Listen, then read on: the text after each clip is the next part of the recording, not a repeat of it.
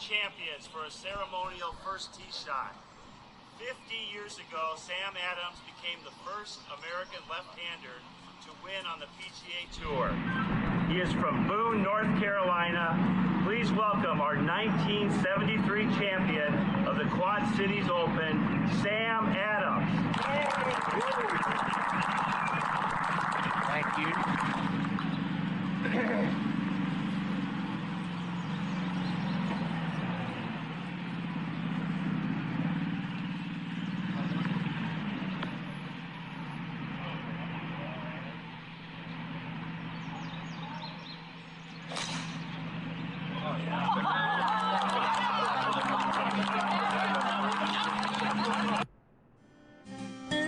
My name is Sam Adams. I'm a native of Boone. My family is very important to me. I've been married for 56 years. I have a daughter and 2 incredible grandchildren. That's what's important to me. At one point in my life, I was a traveling golf professional, touring golf professional. I played the tour from 1971 through 1978 with a modicum of success. Won one event, played good in some other times, but I was more or less a journeyman. But it was a boyhood dream, and you know what? I got to live my boyhood dream, and not many people get to do that. I was fortunate in that respect. One thing I realized is that there are a lot of very talented people in the world. A lot of them don't have the opportunities that I had. So I'm very thankful that I did have that opportunity. I wish I had been more successful, but you know, if I'd been more successful, I might not have been living in Boone, North Carolina.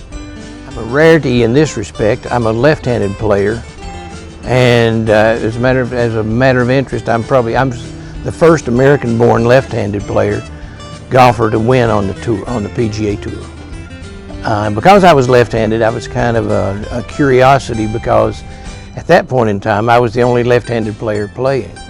And so, I don't know if I was a freak or certainly I was a curiosity.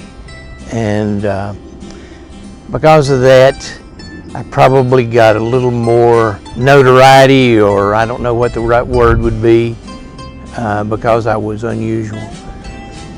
I was a pretty good player. Under certain conditions, I was a darn good player. And but under most conditions, I was just fell into the category of also competing. And it's exhilarating to play well in front of people. It's also humiliating to play poorly in front of people, and I have experienced both those in spades. The tour was a great experience and a horrible experience all at the same time. And but I choose to remember the good times. Well, I mean, you know, obviously the tournament that I won was a great experience.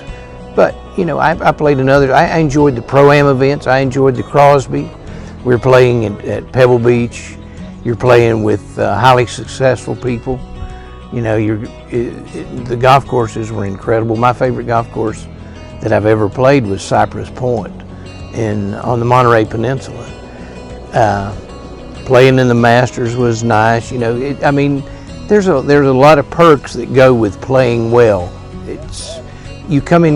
Golf is is unique, I think, in this game. You can meet people playing golf that you would never ever have the opportunity to meet otherwise.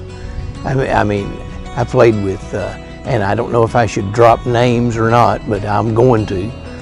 I mean, I played with Sandy Koufax, I played with Johnny Bench, I played with Bob Hope, I played with, I mean, you know, guys that you would never ever meet except on the golf course. Yeah, Tom Watson and I went through the same tour school, and he was a friend. We used to go to the movies together. My wife and Tom and his wife, we'd go to the movies together. We used to go, and so I played with him the first 2 rounds of the Quad Cities Open, and I was starting, and I had a 2-shot lead going to the last round. When I go in the locker room for the Sunday round, there's a note in there that says, "Sam, to win takes guts, and you've got them, Tom." So that was a note from Tom Watson that's my favorite pairing. Yeah. My favorite pairing, I played with all the older players that you can name, Watson and Palmer and Nicholas and Trevino and all those guys. My favorite pairing was probably Gene Littler. He was a gentleman. He had an incredibly smooth tempo. You'd play 2 or 3 holes with him and all of a sudden your tempo is better because you're playing with him. And I enjoyed playing with Watson. He was a good friend of mine. I mean, you form friendships.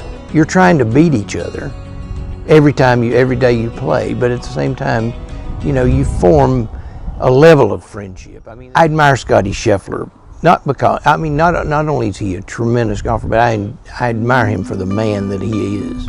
I saw a quote that Scottie Scheffler said, you know, golf is not who I am. Golf is what I do. He said, who I am is my faith and my family. That's who I am. Well, I feel the same way. You know, golf is what I did. You know, what's important to me is my faith, my family, my friends. You know, that's important. My wife traveled with me until my daughter was born. And after that, I traveled by myself. I would have guys that I did room with occasionally. And the tour is a very lonely, selfish life if you don't have your family with you. You know, it's very selfish in this respect. It's all about you.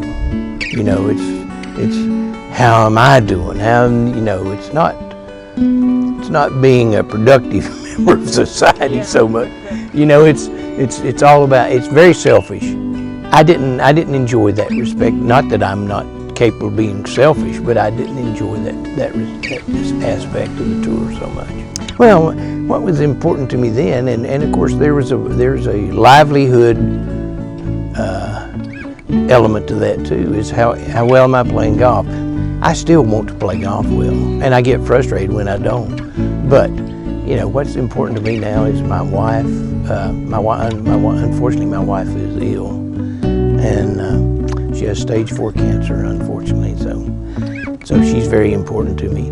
My grandchildren are important to me. My parents have both passed. I was very fortunate. I have wonderful parents. Yeah, it's easy to stay grounded. I don't like big cities, first of all. I hate big cities. You know, and it's easy to be grounded in a small community where you know a lot of people, where you know their families, they know you, you know, and they expect a level of decorum when they know you, you know, so they kind of keep you in line. But I think Boone is an incredible place. It's beautiful. Universities here, you have cultural things if you're interested in cultural. It's small enough that you know people. It's large enough that a lot of things are available to you. You know, to repeat myself, it's an incredible experience. I mean, you know, to be able to play, to be able to live your boyhood dream. You know, just imagine whatever your dream is, I hope you get an opportunity to live it. Now, mine in some ways turned out to be a nightmare, but I really grew to hate playing golf. I was traveling, I was by myself. You know, I'm spending all my money flying back and forth home, not even talking to a soul except my caddy for the whole time the tournament's there. And you can tell by the way I like to gab, I love to engage people in conversation.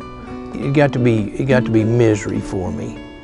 Now, and I literally hated to play golf for a period of time. Now, I got over that pretty quickly, but I experienced that. Okay, I'll say never accept less than your best effort. Never accept less than your best effort. You know, I know people, you know people. They go, well, if I'd tried, I could have done that. Well, why not try? You know, they're afraid if they do their best effort and it comes up short, then they've failed. You know, so they just don't do it rather than fail. Yeah, don't accept less than your best effort. I did the best I could. Didn't work out. Did on occasion, you know, but it doesn't work out. I tried as hard as I could try.